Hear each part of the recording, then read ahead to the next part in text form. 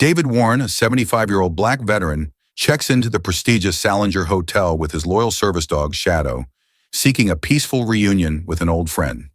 But instead of rest, David faces subtle discrimination from the staff, led by a hostile manager. As tensions rise, David must confront prejudice head-on, challenging the status quo while rediscovering his own strength. Will David's quiet resilience make a lasting impact? Or will the hotel's deeply ingrained biases push him to the edge? Watch to find out, and don't forget to like, comment, and subscribe for more powerful stories. The bus hissed as it pulled away from the curb, leaving David Warren standing with his service dog, Shadow, at the edge of the city street. The Salinger Hotel loomed ahead of him, an imposing, grand building made of gleaming glass and polished stone. David adjusted the strap of his bag on his shoulder and took a deep breath. He felt the familiar twinge of discomfort, a combination of unease and exhaustion, that he often experienced when entering new places. At 75, David Warren had seen his share of battles, both external and internal. As a decorated black veteran, he had spent most of his life fighting wars, first on the battlefield, later in his personal life as he wrestled with PTSD. Today, though, he was seeking peace. An old friend, John Miller, had invited him for a reunion, and David had reluctantly agreed. He hadn't stayed in a luxury hotel like this in years, perhaps not ever, but John had insisted on meeting here. At his side was Shadow, his loyal service dog. The golden retriever with his bright, intelligent eyes and sleek red vest had been David's constant companion for the last 5 years. Shadow was more than a pet. He was an essential part of David's life, helping him manage the PTSD that still haunted him decades after his military service. Without Shadow, David doubted he'd have the courage to face situations like this. A new place, unfamiliar faces, a setting where he felt completely out of place. David looked up at the Salinger Hotel's grand entrance. Its tall, revolving glass doors sparkled in the late afternoon sunlight, reflecting the hustle and bustle of the city around him. He swallowed hard, tugged on Shadow's leash, and began to walk toward the doors, each step feeling heavier than the last. The inside of the hotel was as opulent as its exterior.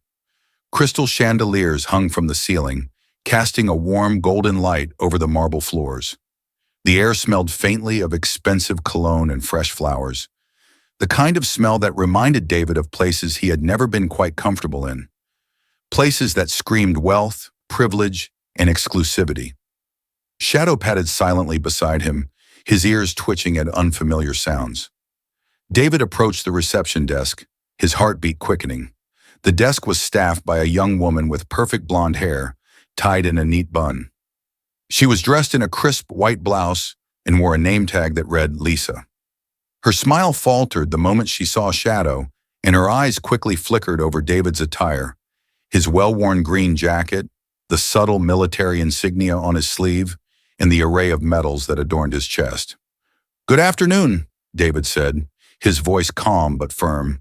"I have a reservation under Warren." The receptionist gave him a once-over, her smile thinning as she typed into her computer. After a moment, she looked up. Her expression was hard to read. "I see your reservation here, Mr. Warren," she said.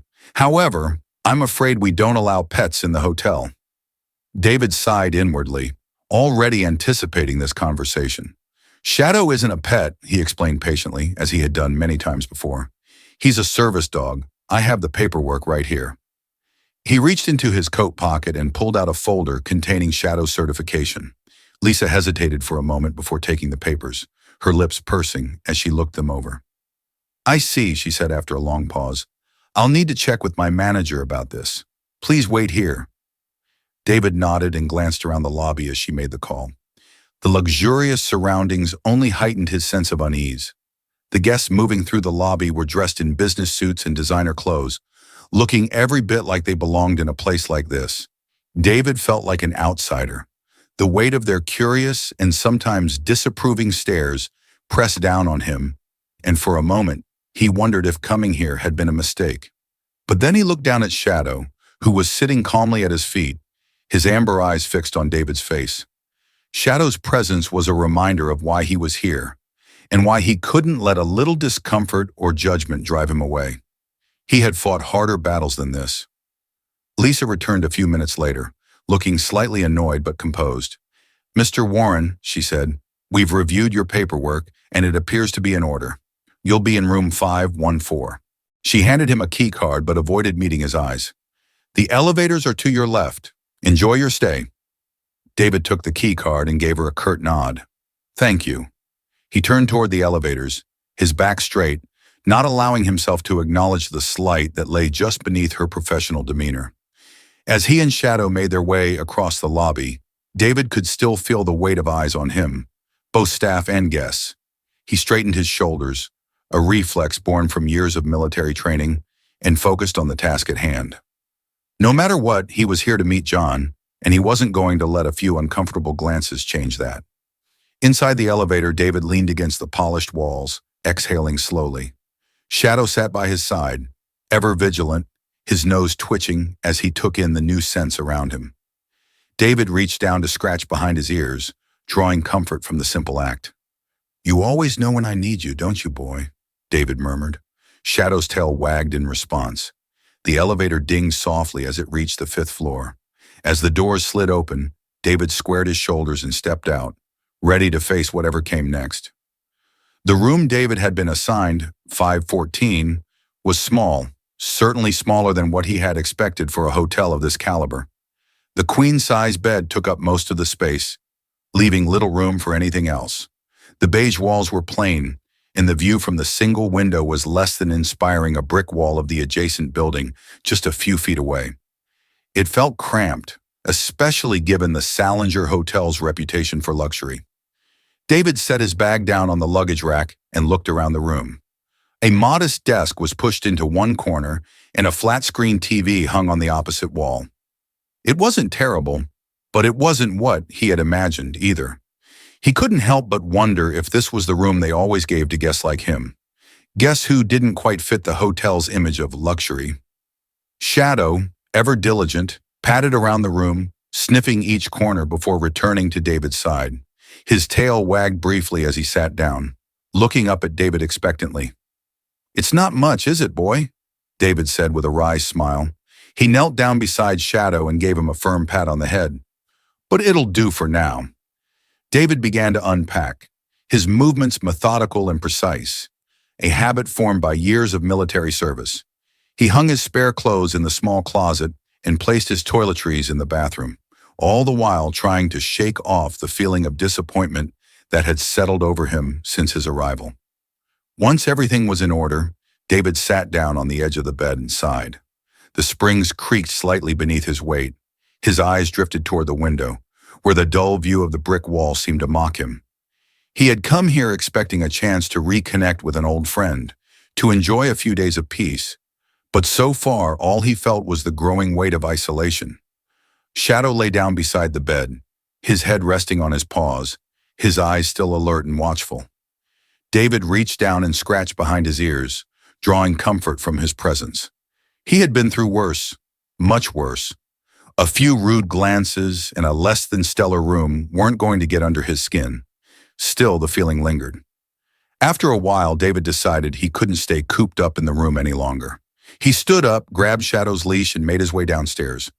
The lobby was still bustling with activity, businessmen on their phones, tourists checking in, and staff members moving briskly between guests. David felt the familiar prickle of being watched as he crossed the marble floors with Shadow at his side. The stares were subtle, but they were there. People glanced at him, then at Shadow, their expressions shifting from curiosity to something else, something less welcoming. David kept his gaze forward, his posture straight, as he walked toward the restaurant. He approached the hostess stand, where a tall woman with dark hair and a tight smile stood behind the podium. Her name tag read Megan. She glanced at Shadow, then back at David, her smile faltering slightly. "Good evening," David said politely. "A table for one, please." Megan's eyes flicked down to Shadow again before returning to David's face. "I'm sorry, sir," she said, her voice neutral. "We don't allow pets in the dining area." David felt the familiar stir of frustration, but he kept his tone calm. "Shadow isn't a pet," he explained. "He's a service dog. I have all the necessary documentation if you need to see it." Megan hesitated for a moment before responding. "I'll need to check with the manager," she said, her smile growing more strained. "If you could wait right here, I'll be back shortly." David nodded, though he could feel the tension building in his chest. He glanced around the restaurant, noticing the eyes on him, the other diners who had stopped their conversations to watch the exchange. The whispers started almost immediately, murmurs about the man with the dog. David sighed and looked down at Shadow, who was sitting patiently at his side. The dog looked up at him, his eyes steady and calm. "It's all right, boy," David murmured. "We've been through this before." A few minutes later, Megan returned, accompanied by a tall man in a suit. His name tag read, Marcus Griffin, Manager. He was white, probably in his late 40s, with thinning hair and an expression that could only be described as cold. "Mr. Warren?" Griffin asked, his tone stiff. "I'm Marcus Griffin, the manager here. My hostess tells me you're requesting to dine with your dog?" David nodded. His patience started to wear thin. "Shadow is my service dog," he said again, his voice firm. "I have the documentation if you need to see it." Griffin didn't even look at the papers.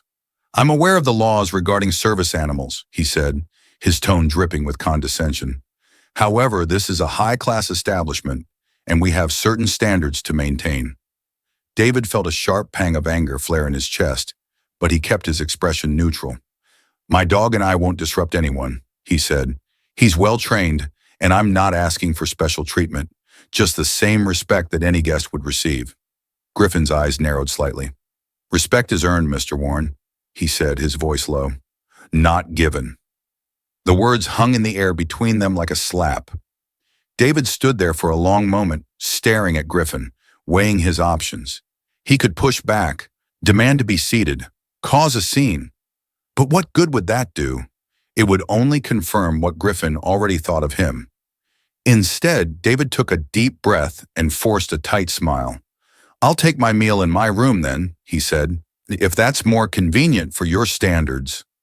Griffin's lips curled into a thin smile. "That would be appreciated." David turned and walked away, his back straight, Shadow close by his side. But inside, the knot of anger tightened, burning low in his chest.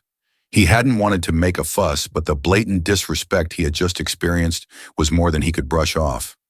Once he was back in the elevator, alone with Shadow, David let out a long breath. "It's okay, boy," he whispered, more to himself than to the dog. "We're not going anywhere." The evening's events played over and over in David's mind as he returned to his room. It wasn't just the dismissive attitude or the thinly veiled prejudice that grated on him. It was the reminder that no matter where he went, no matter what he had accomplished, there were always people who would see him as less than. David sat down on the edge of the bed, his hands trembling slightly as he ran them over his face. Shadow sat beside him, watching quietly. The dog's calm presence was a balm to David's frayed nerves, but it wasn't enough to quell the rising tide of frustration and anger. He had fought in wars. He had led men into battle, made decisions that had saved lives and cost others. He had faced death, and he had survived. But here, in this fancy hotel, he was just another black man with a dog. Another guest they didn't want. Another problem to deal with. As the night wore on, David found it harder to relax. Every time he closed his eyes, the events of the day replayed in his mind. Griffin's sneer, the whispers of the other guests, the way he had been made to feel like an intruder in a place where he had every right to be. He knew he shouldn't let it get to him. He had dealt with worse, much worse, in his lifetime. But the quiet cruelty of it, the way it was all so subtle and unspoken, gnawed at him in a way that more overt prejudice never had. This wasn't a battlefield where the enemy was clear and the stakes were life and death. This was something quieter, something insidious, and it made him feel like he was fighting a battle he couldn't win. The night dragged on slowly for David. He lay in bed staring at the ceiling, unable to sleep. His mind replayed the events of the day, Lisa's cold professionalism, Marcus Griffin's thinly veiled disdain, and the way the other guests had stared at him like he didn't belong. All these small slights stacked on top of one another, building a heavy weight on his chest. As the minutes stretched into hours, David tossed and turned, trying to calm the storm of emotions swirling inside him. The hotel room felt smaller, more claustrophobic. The faint hum of the air conditioning was the only sound, save for the occasional noise from the street below, but it did little to soothe him. Shadow lay quietly at the foot of the bed, his body curled up and his ears twitching every so often, as if sensing his master's unease. David's heart pounded in his chest. It wasn't just the microaggressions he had faced since arriving. It was what they represented. They were reminders of a life spent constantly having to prove himself, constantly being questioned, judged, and dismissed. He had spent his military career earning medals and commendations, leading men with dignity and courage. But here in this luxurious hotel, none of that seemed to matter. To them, he was just an outsider, an inconvenience. He squeezed his eyes shut, trying to push the thoughts away. His therapist had warned him about this, how seemingly small incidents could trigger his PTSD, reminding him of the powerlessness he had felt on the battlefield. The anxiety gnawed at him like a familiar, unwelcome companion. Shadow stirred at the foot of the bed, lifting his head to look at David. The dog's quiet presence helped, reminding David that he wasn't alone, even in moments like this. He sat up and reached down to scratch behind Shadow's ears, drawing comfort from the feel of his dog's soft fur beneath his fingers. "It's okay, boy," David murmured, his voice barely above a whisper. "We'll get through this." He sat there for a long time, just stroking Shadow's fur, trying to focus on the present and not let his mind spiral further into anger and resentment. Shadow leaned into him, his large brown eyes watching David intently, as though sensing his turmoil. The dog was always there, steady, dependable, offering his silent support. But even Shadow's presence couldn't fully soothe the ache in David's chest. His thoughts kept drifting back to Marcus Griffin, to the way the man had looked at him, dismissive, superior. And what hurt more than anything was that Griffin had the power to treat David this way and get away with it. David had spent his life fighting for justice, fighting for respect, and yet here he was, still having to explain his right to exist in spaces like this. The anger inside him simmered, but David knew better than to let it consume him. It was a battle he had fought many times before, quietly with dignity, refusing to be reduced to the level of those who sought to belittle him. He lay back down, focusing on his breathing, just as his therapist had taught him. In, out, in, out. Slowly, the tightness in his chest began to loosen. He wasn't on the battlefield anymore. He was here in this hotel room, with Shadow by his side. He was safe. Finally, after what felt like hours, David's eyes grew heavy, and he drifted into a fitful sleep. His dreams were filled with memories of his military service, of the friends he had lost, the battles he had fought, and the scars he still carried. But in every dream, Shadow was there, standing beside him like a silent guardian, always watching, always protecting. The next morning, David woke to the soft sound of a knock on his door. Sunlight filtered through the curtains, casting a golden glow across the room. He sat up slowly, still groggy from the restless night. Shadow was already at the door, his ears pricked up and his tail wagging as he sniffed curiously. David pulled on his robe and walked over to the door, opening it to find a hotel housekeeper standing outside. She was a woman in her mid-50s with dark brown eyes and a warm smile that immediately put David at ease. Her name tag read Beth, and she held a cleaning cart beside her. "Good morning, sir," she said kindly. "I'm here to freshen up the room. Is now a good time?" David nodded, stepping aside to let her in. "Yes, that's fine. I'm just getting started with my day." As Beth entered, her gaze fell on Shadow and her face lit up. "Well, hello there, handsome," she said, her voice bright as she bent down to give Shadow a gentle pat on the head. "Is this your dog, sir?" David smiled, feeling a small warmth bloom in his chest at her friendly demeanor. "Yes, his name's Shadow. He's my service dog." Beth straightened up, still smiling. "Service dogs are such a blessing, aren't they?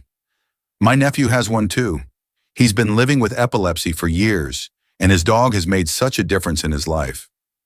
David felt a sense of connection with Beth, something he hadn't felt with any of the other hotel staff so far. She wasn't staring at him with suspicion or treating him like an inconvenience. Instead, she spoke with genuine warmth and understanding, as if seeing Shadow made her feel more at ease with him. "They really are," David said, nodding. "Shadow's been with me for 5 years now. I don't know what I'd do without him." Beth glanced over at David, her expression softening. You know, sir, I've been working here for a long time, and I've seen all kinds of guests come and go. But people like you, people with service dogs, I always feel like you're the ones who really understand what life is about. David raised an eyebrow, curious. What do you mean? Beth busied herself tidying the room as she spoke, her tone thoughtful. Well, it's just that you've been through things, haven't you? Hard things. But here you are, still standing, still moving forward. I respect that. David was quiet for a moment, her words sinking in. He wasn't used to people recognizing the weight he carried, especially not in a place like this. Most of the time, people only saw the surface, the uniform, the medals, but Beth, in her quiet way, seemed to see something deeper. Thank you, David said softly. That means a lot. Beth smiled again, glancing over at him as she finished straightening the bed. Well, I'll be here all week, so if you need anything, just let me know. I'm usually on this floor, and I'm happy to help however I can. David felt a surge of gratitude for her kindness. I appreciate that, Beth. Thank you. As she left, David stood in the quiet room, feeling lighter than he had since arriving. Beth's warmth and understanding had done more to ease his anxiety than any fancy hotel amenity ever could. She had seen him, really seen him, in a way that made him feel less alone in this unfamiliar place. David looked down at Shadow, who was sitting patiently by his side. Well, boy, he said with a smile, looks like we've got a friend here after all. Shadow wagged his tail, his brown eyes shining with that familiar loyalty and affection. David chuckled softly, giving him a firm pat on the head before grabbing his jacket and heading out the door. As he made his way to the elevator, David felt a renewed sense of strength. The challenges he faced here weren't over, but knowing there were good people like Beth gave him hope. He and Shadow had weathered storms before, and they would weather this one too. David awoke the next morning to the soft warmth of sunlight filtering through the curtains and the faint sounds of bustling activity outside his window.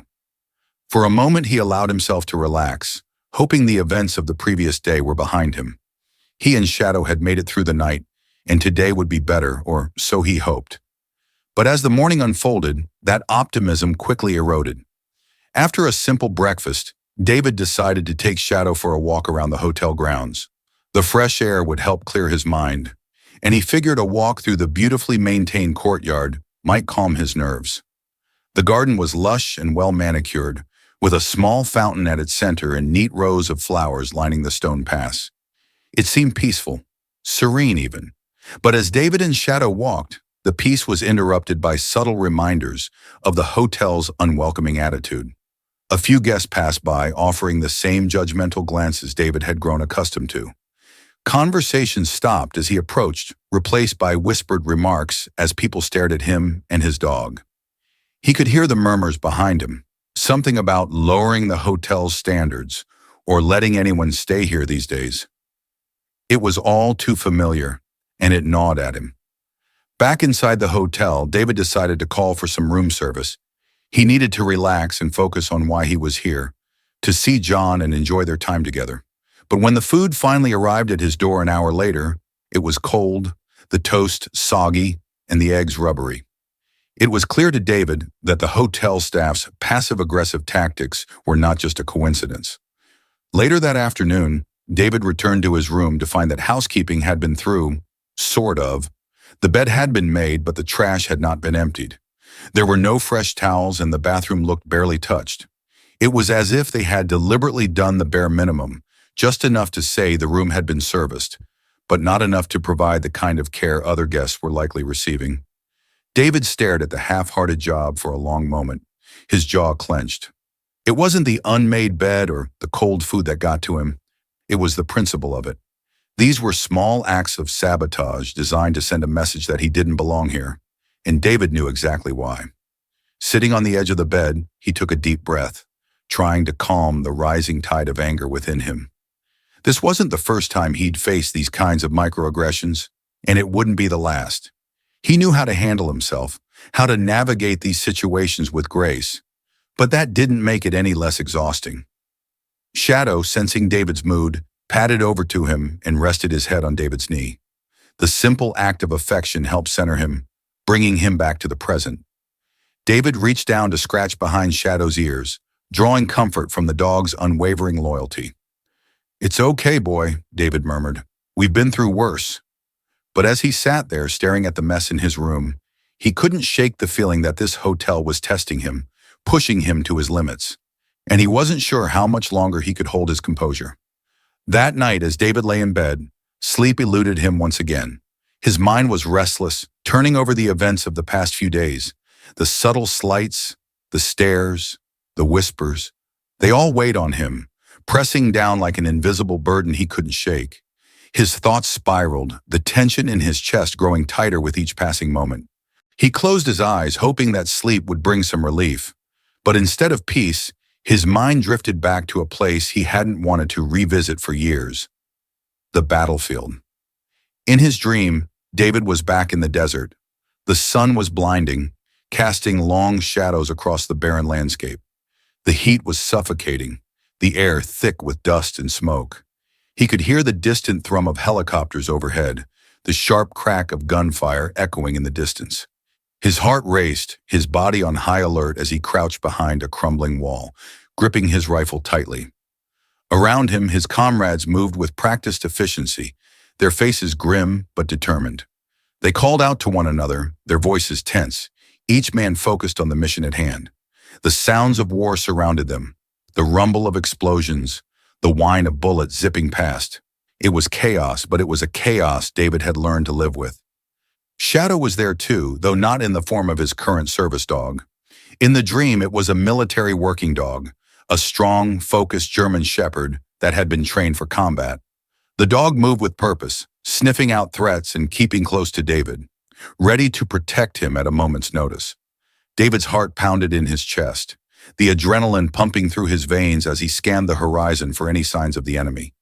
The desert stretched out before him, an unforgiving expanse of sand and rock. His mind was sharp, every sense heightened as he prepared for the inevitable. Suddenly there was an explosion, a deafening blast that shook the ground beneath him. The shock wave hit him like a freight train, throwing him backward as dust and debris filled the air. David hit the ground hard, the wind knocked out of him, his ears ringing from the blast. For a moment, everything was silent. The world seemed to slow down, the chaos fading into a distant hum. David struggled to push himself up, his body aching from the impact. Around him, his comrades shouted, their voices muffled as they called out orders and assessed the situation. But all David could hear was the ringing in his ears. All he could feel was the crushing weight of fear and exhaustion. Then he woke up. His heart pounded in his chest, sweat beating on his forehead. It took him a moment to remember where he was, to realize that he wasn't in the desert, but in a hotel room, far from the battlefield. Shadow was already at his side, alert and watchful, his warm eyes fixed on David's face. David sat up slowly, running a hand through his damp hair as he tried to steady his breathing. The dream had been so vivid, so real, that for a brief moment he had forgotten that it was the past. But fear, the tension, it all came rushing back to him.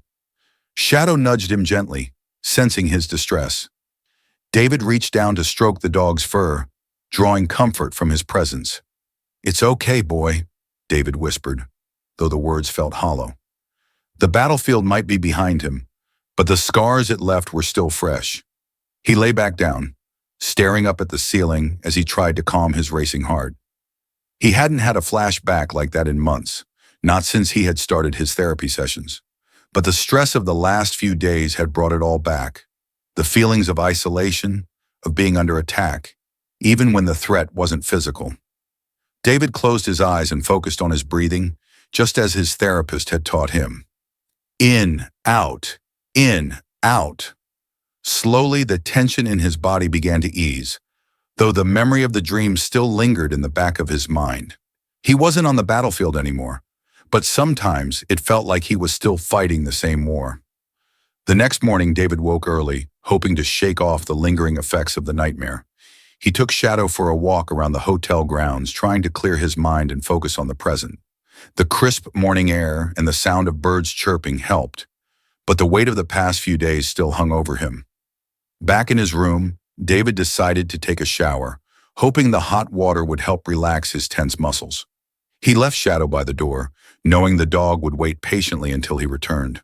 But when David stepped out of the bathroom, towel wrapped around his waist, he was startled to find the hotel maid already inside the room. She was a middle-aged woman with a stern expression, her dark hair pulled back in a tight bun. She was standing by the bed, glaring down at Shadow, who was lying quietly at the foot of the bed, his ears perked up in curiosity. "Excuse me," David said, his voice sharper than he intended. "I wasn't aware you'd be coming in now." The maid barely glanced at him, her lips pressed into a thin line. "I'm just here to clean," she muttered, her tone flat.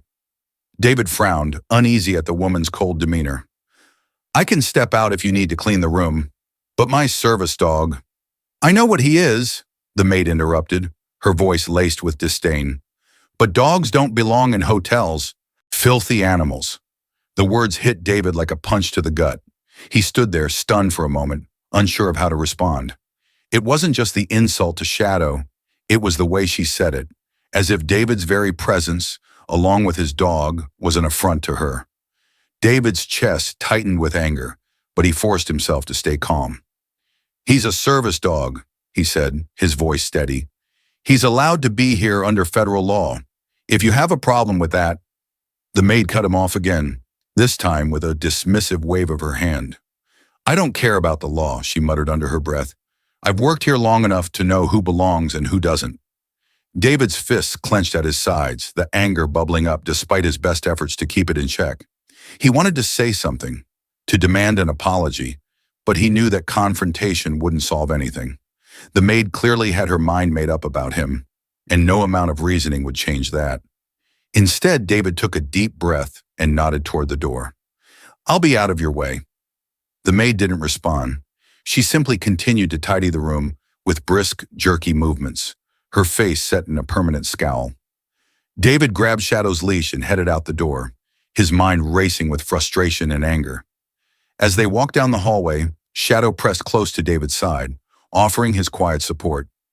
David reached down to pat the dog's head, his hands shaking slightly from the encounter. "Come on, boy," David muttered. "Let's get out of here for a while." They headed toward the hotel's courtyard garden, the cool air offering a small reprieve from the tension that had built up inside him. But no matter how hard David tried to push it away, the maid's words echoed in his mind, a painful reminder of how quickly people could judge him, how easily they could dismiss him and his service dog without a second thought. It wasn't the first time he had faced discrimination like this, but it still hurt, and the more it happened, the harder it was to shake off. After the incident with the maid, David's frustration simmered throughout the morning. He tried to shake off the discomfort, telling himself it was just one person's ignorance. But the truth was that this incident was just another brick in the wall that had been building since his arrival at the hotel. Every cold glance, every dismissive comment, every instance of subpar service felt like another blow to his dignity, and each one weighed more heavily than the last. He spent the early afternoon walking around the hotel grounds with Shadow, trying to calm his mind. But when he returned to his room, the sense of unease had only deepened. He had never felt so out of place in a hotel before, and the feeling gnawed at him. As he stood in the doorway of his room, staring out into the hallway, David knew he couldn't ignore it any longer. He had to say something. He wasn't the kind of man who let people walk over him, and this wasn't just about him. It was about standing up for others who might not have the voice or courage to speak out. David made up his mind. He would go to the hotel's manager, Marcus Griffin, and file a formal complaint about the way he'd been treated since he arrived. He wasn't looking for an apology or special treatment. All he wanted was the respect and decency that any paying guest deserved. With Shadow by his side, David walked to the lobby.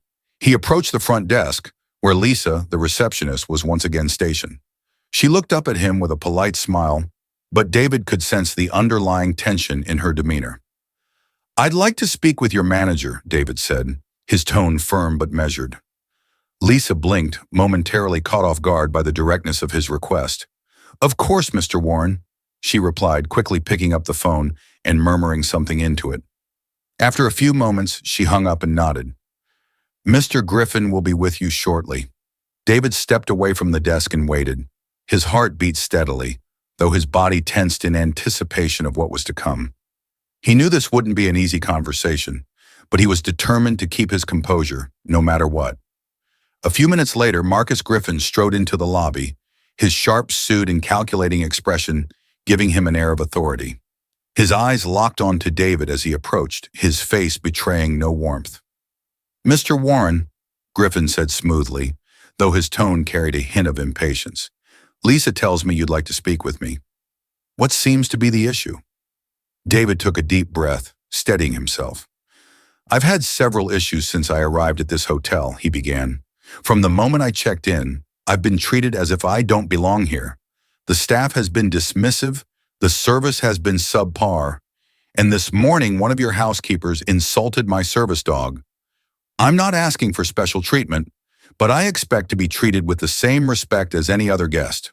Griffin's expression didn't change, but there was a slight tightening around his mouth. He crossed his arms, his eyes narrowing just a fraction as he regarded David.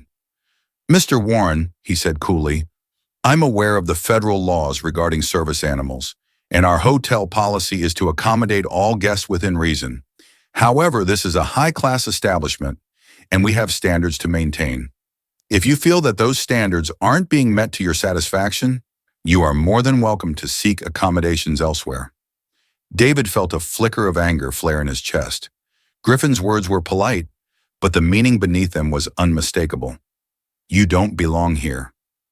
"With all due respect, Mr. Griffin," David said, his voice steady despite the anger bubbling inside him, "I've paid for my stay here, just like any other guest. I don't intend to leave simply because your staff doesn't seem to know how to treat people with basic respect." Griffin's eyes flashed with something darker. Contempt, perhaps. "I understand your concerns, but we run this hotel with the highest standards of excellence. If our staff has not met your expectations, I'll address it. However, if you continue to find our accommodations unsuitable, I would advise you to consider whether this is the right environment for you." David met Griffin's gaze without flinching. He had faced men like Griffin before. Men who believed their authority gave them the right to belittle and dismiss those they deemed beneath them. But David wasn't a man who backed down easily. "This isn't about whether I belong in this hotel, Mr. Griffin," David said quietly. "This is about respect. If you're telling me that your staff's behavior is acceptable under your so-called standards of excellence, then perhaps the problem is bigger than I thought." Griffin's mouth twitched, but he quickly regained his composure. He straightened his posture, giving David a thin smile. "Mr. Warren, I suggest you tread carefully. You're a guest here, and while we value our guests, we also have a duty to ensure that the environment remains pleasant for everyone. If you're unhappy with your experience, you're free to leave at any time. But if you choose to stay, I expect you to respect our policies." David's jaw tightened, his patience wearing thin. "I know my rights," he said firmly, "and I won't be intimidated into leaving just because you don't think I belong here." Griffin's smile faded entirely, replaced by a cold, calculating expression. "Very well," he said, his tone clipped. "I'll make a note of your concerns, Mr. Warren. But let me be clear. This is my hotel, and I will not tolerate disruptions. If you cause any further issues, I'll have no choice but to ask you to leave." David stared at him for a long moment, his heart pounding with a mix of anger and frustration. He could feel the tension crackling between them, like the calm before a storm. But he wasn't about to back down now, not when he had come this far. Without another word, David turned on his heel and walked away, Shadow faithfully at his side. His body was tense, his mind racing as he headed toward the elevators. He had stood his ground, but the encounter had left him shaken. As the elevator doors closed behind him, David leaned against the wall, letting out a long breath. He hadn't wanted to escalate the situation, but it was clear that Marcus Griffin had no intention of treating him with respect. And now David knew that his stay here would only get more difficult. "Stay calm, David," he whispered to himself. "You've handled worse than this." But as the elevator ascended, a sense of foreboding settled over him.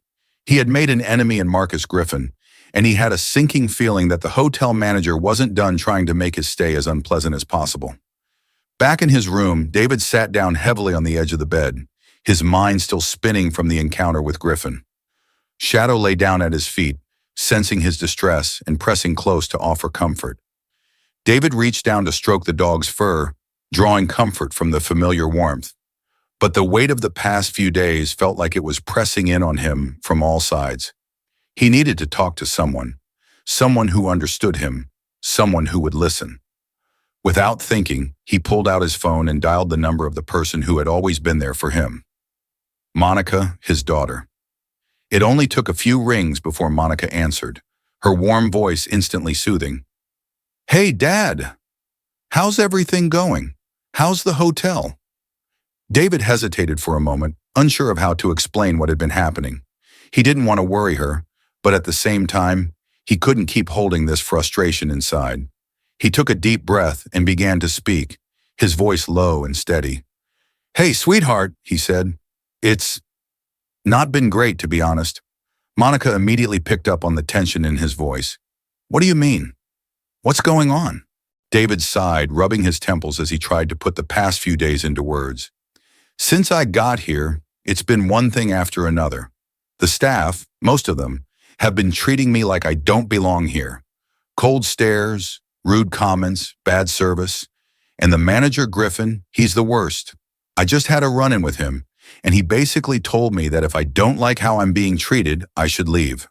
Monica's voice was sharp with concern. "What? Dad, that's unacceptable. They can't treat you like that, especially after everything you've been through. You're a paying guest, and you have every right to be there." David nodded, though Monica couldn't see it. I know. But it's not just about me. This kind of thing, it may happen all the time, and not just to me. People like Griffin, they think they can treat people however they want because they don't think we belong in places like this." Monica was quiet for a moment, clearly trying to process what her father was telling her. When she spoke again, her voice was softer, but no less determined. "Dad, you don't have to stay there. You don't owe them anything. Why don't you just leave and come stay with us for the rest of your trip? The kids would love to see you, and you won't have to deal with any of this garbage." David smiled at the thought of spending time with his grandchildren. They always managed to lift his spirits, no matter what was going on in his life. But as much as he wanted to leave the hotel and escape the stress, he knew that doing so would feel like running away. And he wasn't a man who ran from a fight. "I appreciate that, sweetheart," David said gently, "but I can't leave. If I walk away, it'll feel like they've won, and I don't want to let them win." Monica sighed, clearly frustrated but understanding. "I get it, Dad. I really do. But I just don't want you to keep putting yourself through this. You've already fought enough battles in your life. You don't need to fight this one too." David's throat tightened at her words. She was right. He had fought his share of battles, both on the battlefield and in his personal life.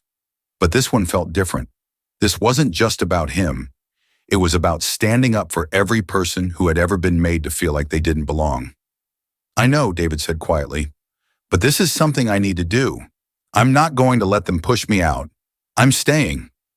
Monica was silent for a moment, then let out a long breath. "Okay, Dad, but please promise me you'll be careful. And if things get worse, you call me, all right? I'll come and get you if I have to." David chuckled softly, appreciating her fierce protectiveness. "I will, sweetheart. I promise."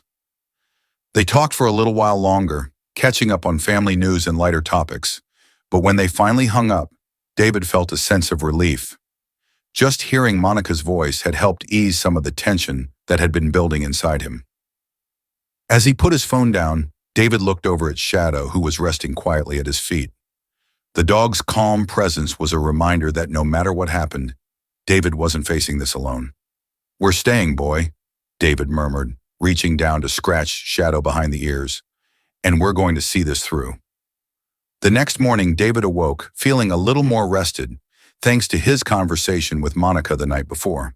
But as he got ready for the day, a sense of dread lingered, knowing that the tension at the hotel was far from over. The weight of Marcus Griffin's thinly veiled threats still hung over him, and though David was determined to stand his ground, he knew it wouldn't be easy. He decided to take Shadow for a walk around the lobby before heading out to explore the city. It was early, and the hotel was quieter than usual. David hoped the walk would help clear his mind and perhaps give him a moment of peace before the day's challenges began. But peace was not in the cards. As David made his way through the lobby, he spotted Marcus Griffin standing near the reception desk, speaking with a group of hotel staff. David didn't intend to engage with the man. He planned to walk past and keep to himself. However, the moment Griffin saw David in shadow, his expression hardened, and he immediately broke away from his conversation to confront him. Griffin marched toward David, his face tight with anger, his body language radiating hostility. David felt his muscles tense, knowing that this confrontation had been brewing since their last exchange. "Mr. Warren," Griffin said loudly, his voice carrying across the lobby, "I'm afraid I need to speak with you about a serious issue." David stopped in his tracks, Shadow sitting quietly at his side. He met Griffin's gaze with calm resolve, though his pulse quickened. "Is there a problem?" David asked, keeping his voice steady. Griffin folded his arms across his chest, his eyes narrowing. "Yes, there is. I've received several complaints from guests regarding your dog.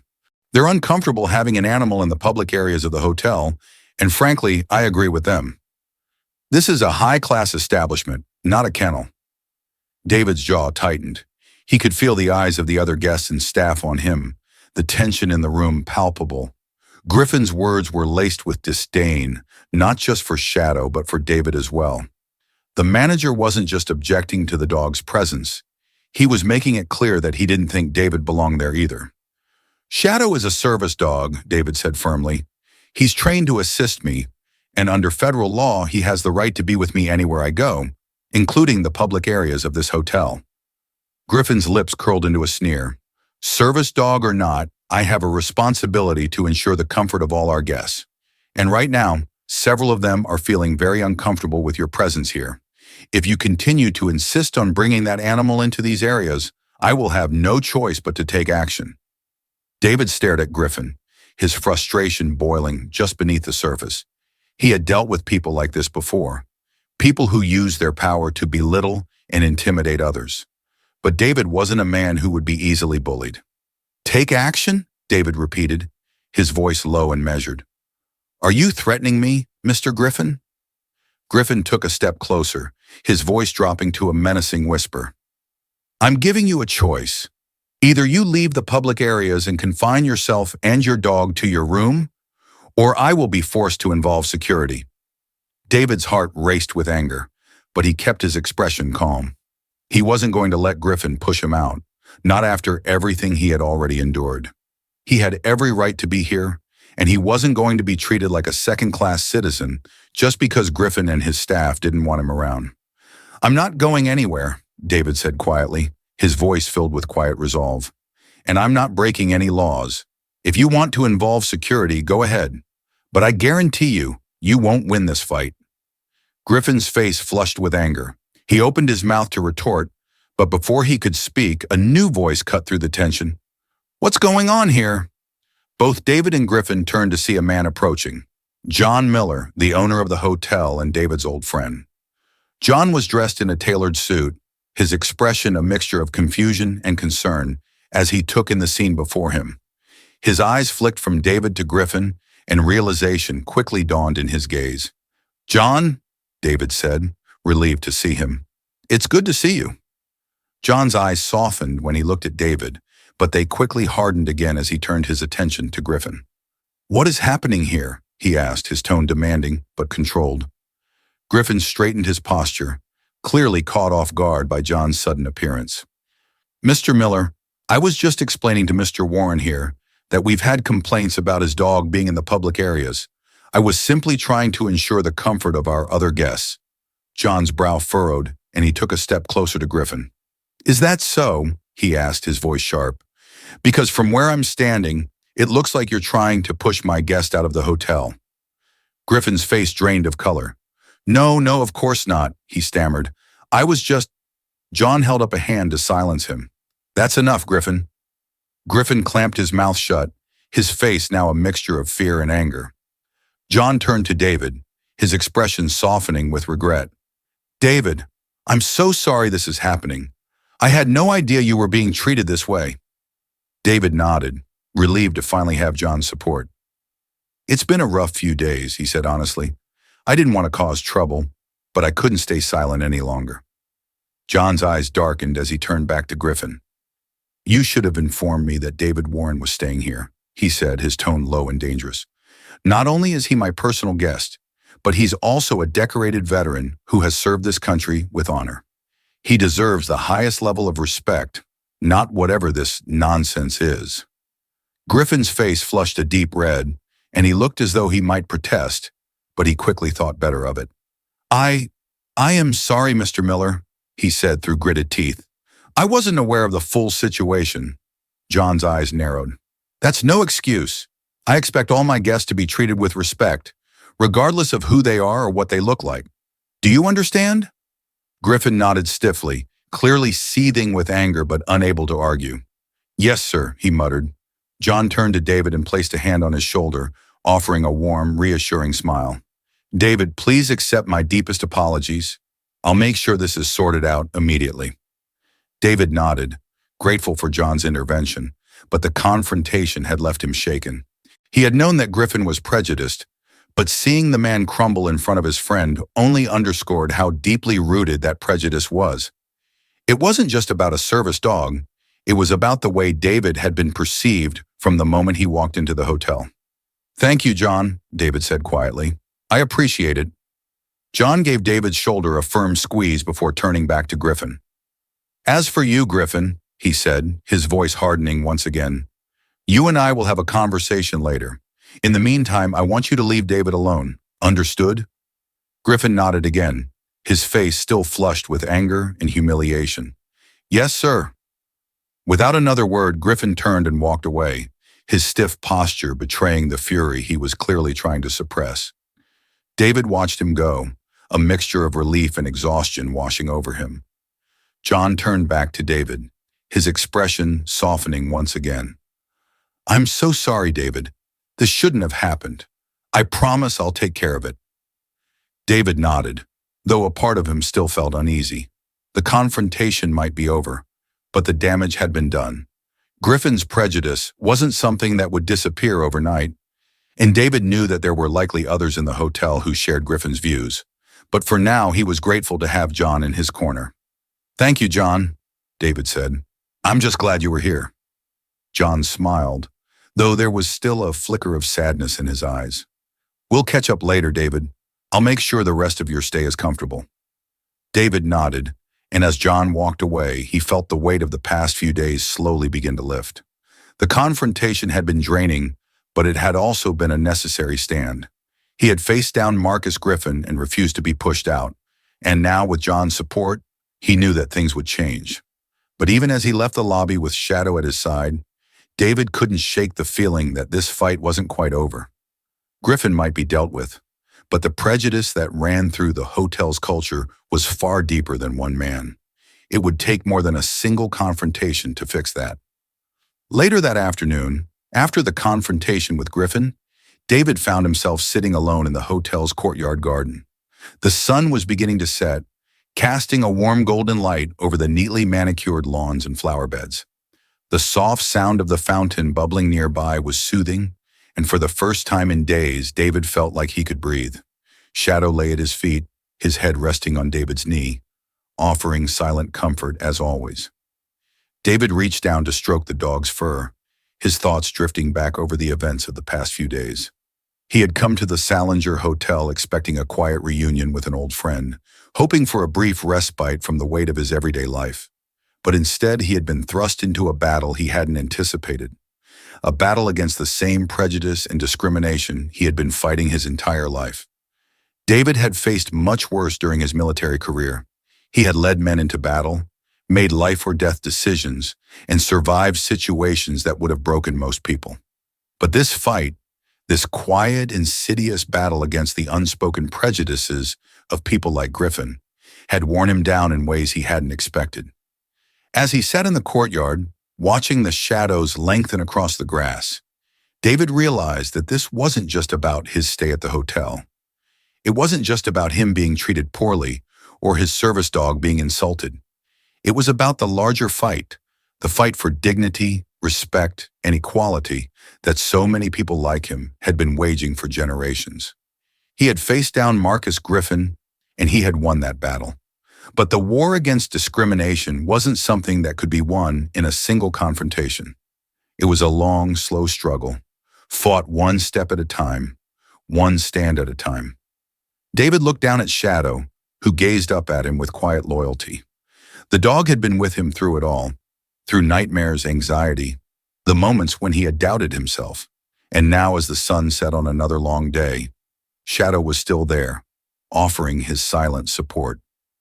"We did it, boy," David murmured, stroking Shadow's fur. "We made it through." But even as he said the words, David knew that this was just one battle in a much larger war. There would be other challenges ahead, other moments when he would have to stand up and fight for what was right. And David was ready. That evening, after the confrontation with Marcus Griffin, David felt the weight of the past few days bearing down on him. He had spent the afternoon in the courtyard, reflecting on the situation, finding some solace in Shadow's company. But now, as he made his way to the hotel's restaurant for dinner with John, he knew the battle wasn't truly over. It had merely shifted. The restaurant was elegant, with low lighting and soft music playing in the background.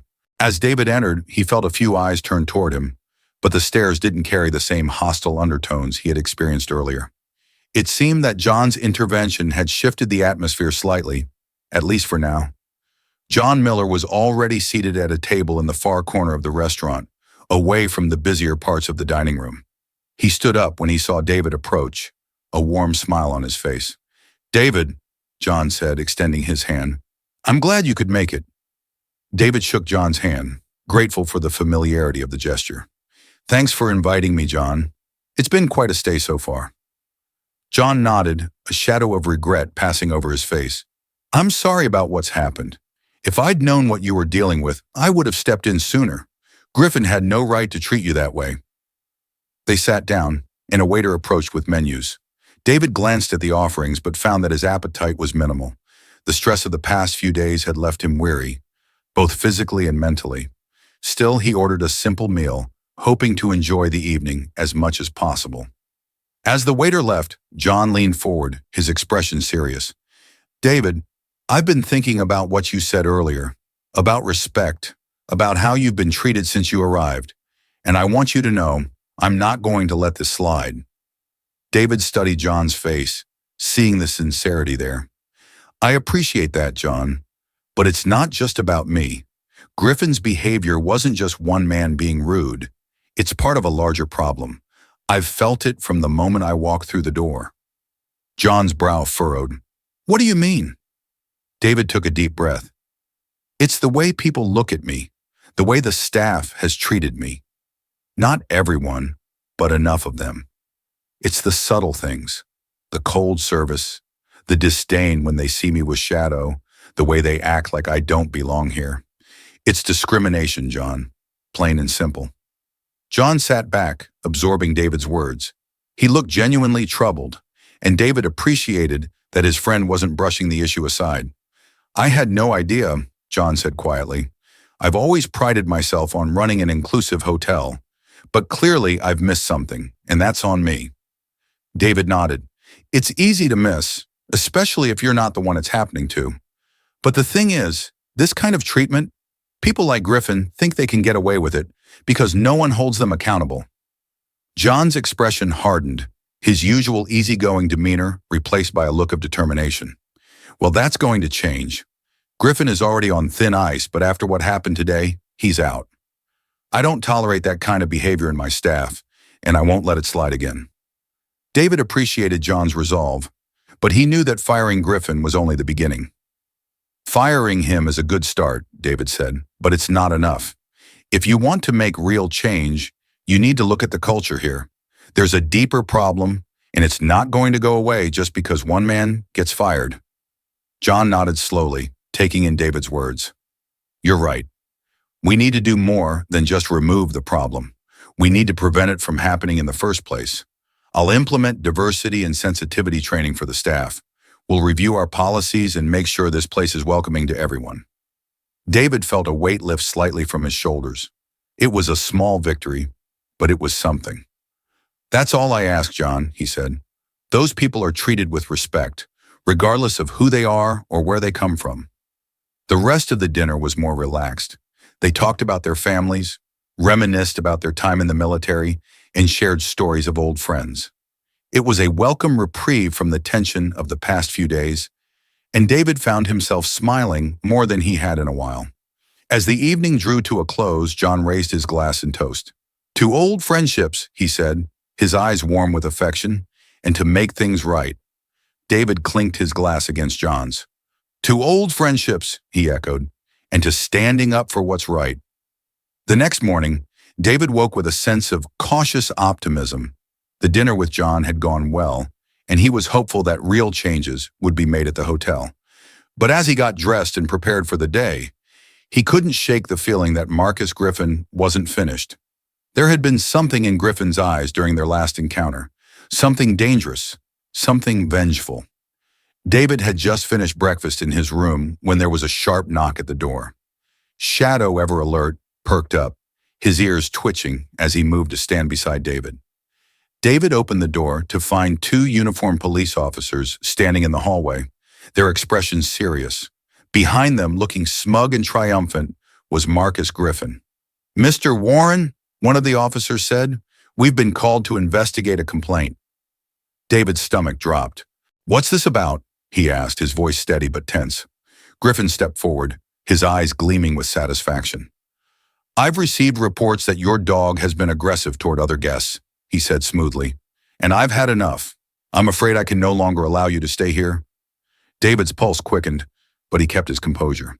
"Shadow isn't aggressive," he said firmly. "He's a trained service dog. If you're suggesting otherwise, you're lying."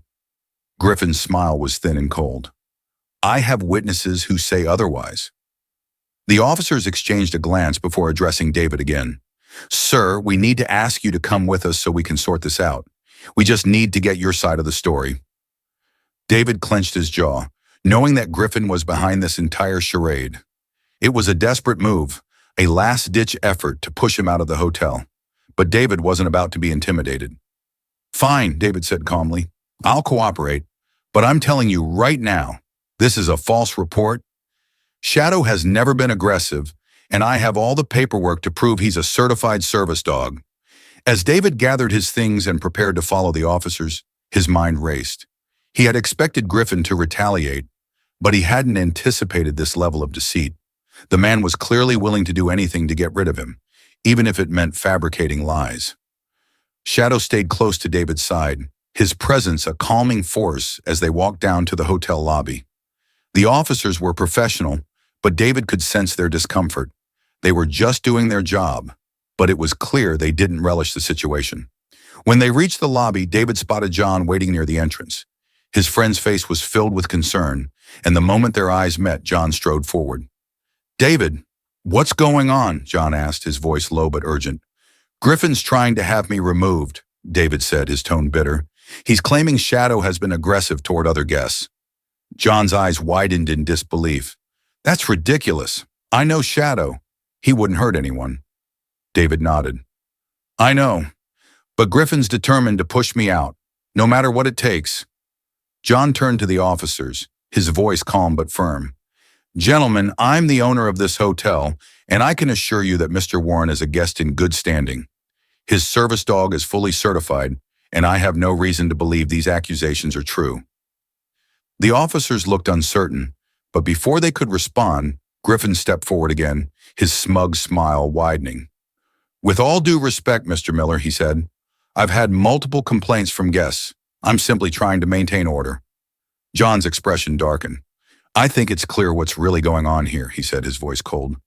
"You've been trying to get rid of David since the moment he arrived. But that stops now. I'm firing you, Griffin, effective immediately. You're done." Griffin's face twisted with fury, his composure crumbling in an instant. "You can't do that," he spat. "I've worked here for years." "I can, and I have," John said, cutting him off. "Pack your things and leave. Now." Griffin's face flushed red with rage, but he knew he had lost. With a final glare at David, he turned on his heel and stormed out of the lobby, his footsteps echoing through the now quiet room. The tension in the air finally broke as the police officers, realizing they were no longer needed, nodded to David and John before leaving. David exhaled, the weight of the confrontation slowly lifting from his shoulders. John turned to David, his expression one of deep regret. "I'm so sorry, David," he said quietly. "I never should have let it get this far." David shook his head, placing a hand on John's shoulder. "It's not your fault, John. You stepped in when it mattered." John sighed, his face lined with exhaustion. "I just wish I had known sooner." David smiled, feeling a sense of closure beginning to settle over him. "What matters is that you did the right thing, and now we can move forward." The days following Marcus Griffin's firing were a whirlwind of activity. John wasted no time in implementing the changes he and David had discussed over dinner. He organized staff meetings, brought in experts for diversity and sensitivity training, and made it clear to everyone at the hotel that prejudice and discrimination would no longer be tolerated. David watched from the sidelines, feeling a sense of satisfaction as the hotel's culture began to shift. It wasn't an overnight transformation, but the atmosphere became noticeably lighter, more welcoming. The cold stares from the staff softened, and even the other guests seemed to carry themselves with more awareness. Beth, the kind housekeeper David had befriended, stopped by his room on the last day of his stay. She smiled warmly at him as she entered, her brown eyes filled with gratitude. "Mr. Warren," she said softly, "I just wanted to thank you for standing up for what's right. Things are changing here, and it's because of you." David smiled, feeling a warmth spread through his chest. "It wasn't just me," he said humbly. "John made it happen, but I'm glad things are getting better." Beth nodded, her smile widening. "I've worked here for a long time, and I've seen things I didn't like, but now I feel hopeful, and that's thanks to you." David was touched by her words. Beth had been one of the few people who had treated him with kindness from the start, and seeing her so hopeful made everything feel worth it. "You take care of yourself, Beth," David said as she turned to leave. "And if you ever need anything, don't hesitate to reach out." Beth nodded. "You too, Mr. Warren, and give Shadow a pat from me." After she left, David sat down on the edge of the bed, looking around the room. His stay at the Salinger Hotel hadn't been what he'd expected, but in the end, it had led to something good. Change had come, and though there was still more work to be done, he felt like he had played a part in making a difference. Shadow lay at his feet, his head resting on his paws, as calm and loyal as ever. David smiled down at him, giving the dog a gentle pat on the head. "Ready to go home, boy?" he asked softly. Shadow's tail wagged in response, and David chuckled. "Yeah, me too." On the morning of his departure, David checked out of the Salinger Hotel with a sense of closure. The front desk staff, now more polite and attentive, wished him a pleasant journey as he left. Lisa, the receptionist who had once treated him coldly, offered a tentative smile as she handed him his receipt.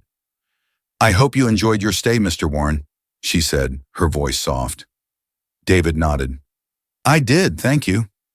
As he stepped outside into the crisp morning air, David took a deep breath, feeling the cool breeze on his face. He glanced back at the hotel one last time, reflecting on everything that had happened during his stay. It hadn't been easy, but in the end, he had stood his ground, and the hotel was better for it. Shadow stood beside him, wagging his tail as if sensing that their journey was coming to a close. David smiled and gave the dog one last pat before they began walking toward the car waiting to take them to the airport.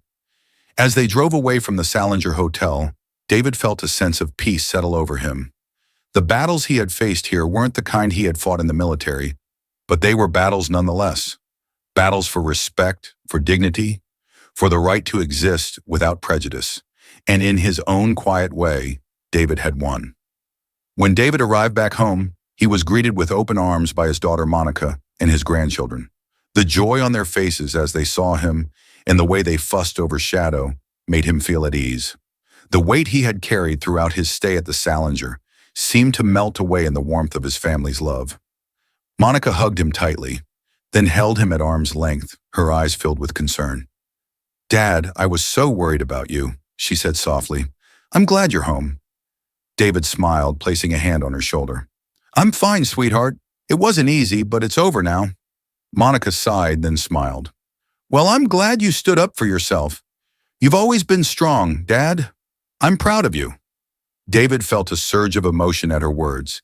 He had spent his life trying to be strong, to fight for what was right, and hearing those words from his daughter meant more to him than anything. As the day went on, David settled into the comfort of being home. The sounds of his grandchildren playing, the smell of Monica's cooking, and the familiar warmth of Shadow's presence by his side. All of it reminded him of what truly mattered. That night as he lay in bed, Shadow curled up at his feet, David reflected on his journey. The Salinger Hotel had been a challenge, but it had also been a turning point. He had faced down prejudice, and in doing so, he had helped spark change. Not just for himself, but for others who might come after him. And now as he lay there in the quiet of his own home, David felt a deep sense of peace. He knew that there were still battles to fight, but he was ready for them.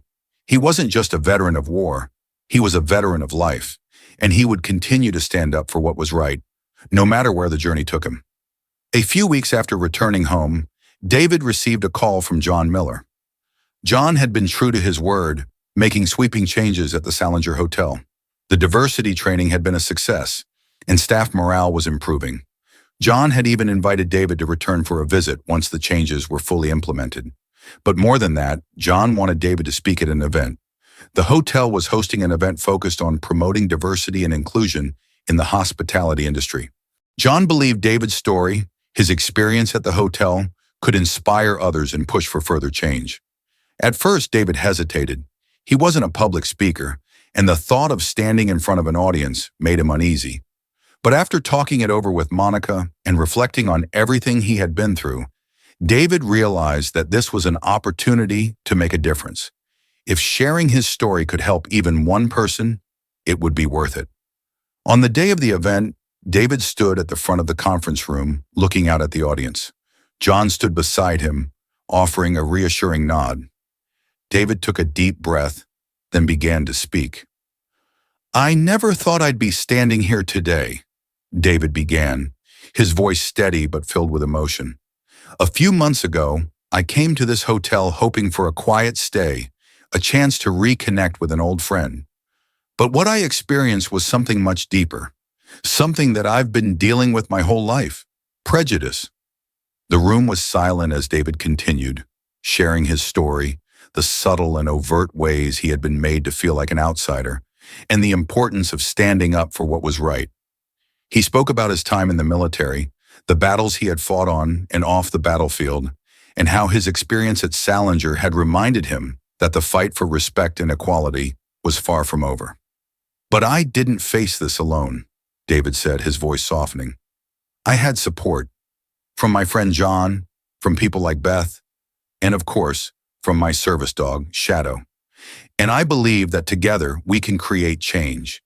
We can make places like this hotel welcoming everyone, no matter who they are or where they come from." When David finished, the room erupted in applause.